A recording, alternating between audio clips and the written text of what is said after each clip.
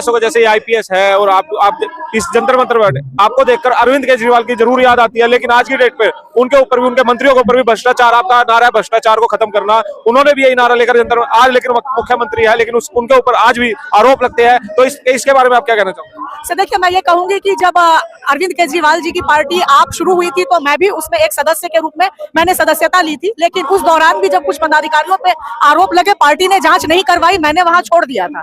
अगर किसी पे भी कोई आरोप लगता है उसकी जांच होनी चाहिए, खुद सर्टिफिकेट दे दीजिए अगर कि हम ईमानदार हैं, हमारे यहाँ कोई गड़बड़ी नहीं है, तो ऐसा नहीं होता। किसी तीसरे को उसका अवसर देना चाहिए सच्चाई सामने लाने का। तो अभी भी जो हो रहा है, उन्होंने बातें बड़ी बड़ी की, लेकिन अब जो हकीकत सामने निकल के आ रही है, तो उन्होंने जो चीजें कही कि सहूलियत नहीं लूंगा, वीआईपी कल्चर को बढ़ावा नहीं दूंगा, लेकिन जिस तरीके से अपने मुख्यमंत्री आवास में ही करोड़ों पैसे खर्च किए गए जनता के, जिस तरीके से चुन के आने के बाद वो दिल्ली सरकार में रहे हैं और बड़े बड़े विज्ञापन उत्तर प्रदेश, झारखंड, बिहार में दिए गए, तो जहां और वो पैसा कहाँ का होगा, वो दिल्ली की जनता का होगा।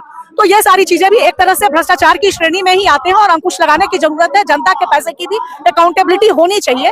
तो हम उनके साथ नहीं है और हमारी पार्टी पूरी कोशिश करेगी कि इन चीजों से हम बचें। जो शराब घोटाले का आरोप जो है केजरीवाल के मंत्रियों का, इस समय वो जेल के अंदर बंद है, तो उनको लेकर भी तो लोगों के मन में ये अरविंद केजरीवाल ये कह रहे हैं हमको फंसाया जा रहा है, बीजेपी वाले जो फंसा रहे हैं, उसके बारे में फिर क्या कहोगे आप? से देखिए, इसमें कोई शक नहीं है कि आज के डेट में जो भी कार्रवाई हो रही है वो पॉलिटिकल पार्टीज पे ही हो रही है, लेकिन केवल ये कहना कि हमको फंसा रहे हैं काफी नहीं है। अगर ईडी ने सम्मन दिया है, आज तक उन्होंने ये कभी पब्लिक में नहीं कहा कि उस सम्मन में लिखा क्या है और उनपे आरोप क्या है, और इसके साथ ही जो सम्मन है तो उनको वहां उपस्थित होना चाहिए, अपनी बात कहनी चाहिए, वो आरोप क्यों गलत है वो जनता को बताना चाहिए, क्योंकि वो हर एक छोटी छोटी चीज के लिए जब जनता की राय लेते हैं तो ये तो बहुत बड़ी चीज है, तो इस चीज को भी उनको सार्वजनिक करना चाहिए। तो दोस्तों, आपका परिचय?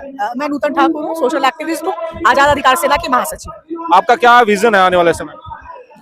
देखिए, हम लोगों की जो पार्टी आजाद अधिकार सेना है वो मूल रूप से अन्याय, अत्याचार और भ्रष्टाचार के विरोध में बनी हुई पार्टी है। लोगों को जो संवैधानिक अधिकार लोगों तक नहीं पहुंच रहे हैं, वो उन तक कैसे पहुंचे, उस दिशा में हम आम जनता को जागरूक करने का काम भी कर रहे हैं और ऐसे लोगों को भी तैयार कर रहे हैं जो उनके हकों के लिए लड़ाई लड़ पाए। नमस्कार दोस्तों, मैं कन्हैया जांगड़ और आप देख रहे हैं हिंदुस्तान न्यूज जंक्शन। दोस्तों, इस समय मौजूद है जंतर मंतर पर, जहां पर यहाँ पर जो है काफी संख्या में लोग मौजूद है और इनका जो है ये भ्रष्टाचार, आप देख सकते हैं, बैनर देख सकते हैं, देशव्यापी भ्रष्टाचार के खिलाफ जंतर मंतर पर विरोध प्रदर्शन। वहीं पर हम आपकी बात करवाएंगे जो आईपीएस है, आईपीएस रह चुका पूर्व आईजी यूपी पुलिस के, उनसे हम आपकी बात करवाएंगे आखिरकार वो यहाँ पर क्यों मौजूद है और उनकी क्या डिमांड है। आप यहाँ पर क्यों आए हुए हैं, क्या डिमांड है? हमारी पार्टी के जो मुख्य उद्देश्य है अन्याय, अत्याचार और भ्रष्टाचार का विरोध, उसके लिए हम यहाँ एकत्र हुए हैं।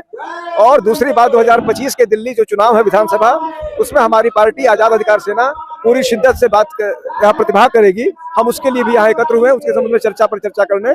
और तीसरी बात यह है कि जो दल बदल कानून है, जिस प्रकार से पार्टियां पूरी की पूरी दल से दूसरे दल में चली जाती हैं, उनके संबंध में चर्चा करने हम यहाँ एकत्र हुए हैं। तो आप अरविंद केजरीवाल जी जो है वो भी इसी तरह से जंतर मंतर से उठे थे, क्या आप भी उसी तरह से पार्टी बनाई है आपने, उसी तरह से उसी नक्शे कदम पर चलना चाहते हैं, क्योंकि वो भी भ्रष्टाचार को लेकर ही जो है जनता की आंखों में आए थे, नजरों में आए? देखिए, हम सिर्फ एक अंतर ये रखना चाहते हैं कि जो उन्होंने कहा उसको किया नहीं, और आज ऐसी स्थिति में आ गए कि जहां इन्फोर्समेंट डायरेक्टर उनके पीछे पीछे जा रहा है, वो समन तक नहीं ले रहे हैं।